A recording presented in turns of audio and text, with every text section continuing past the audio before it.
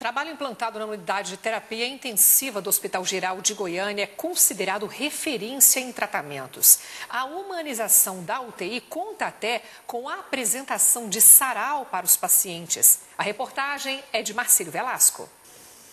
Nem parece, mas aqui é uma UTI, uma imagem bem diferente da que Dona Maria Eunice tinha antes. Qual que é a imagem que a senhora tinha de UTI? Tristeza, sombra, medo. Os pacientes dividem espaço com outros, todos acompanhados de perto por médicos e profissionais de saúde 24 horas por dia. A escuridão e o frio entre quatro paredes foram substituídos pela luz do sol, com a abertura de janelas, e obras de arte deixaram o ambiente mais colorido.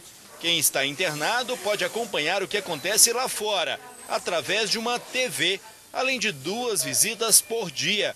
De 2 em 2 horas, os pacientes são movimentados nos leitos, mudando de posição.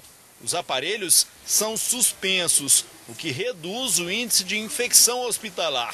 Aqui, eles podem fazer hemodiálise, sem trocar de local, e ainda recebem acompanhamento de uma equipe multidisciplinar, que inclui atendimento odontológico, fonoaudiológico e de fisioterapeuta. O tratamento dentro da UTI tem reduzido o tempo dos pacientes no centro de internação. Hoje no HGG nós temos uma equipe multidisciplinar, conseguimos passar a visita aqui com o paciente beira-leito, a equipe toda, discutimos caso por caso.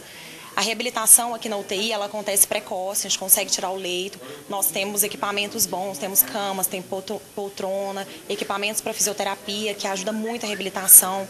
Mandamos o paciente para fora, já andando, o paciente consegue ter resposta bem melhor ao tratamento. Toda essa mudança no conceito de UTI tem sido fundamental na recuperação dos enfermos.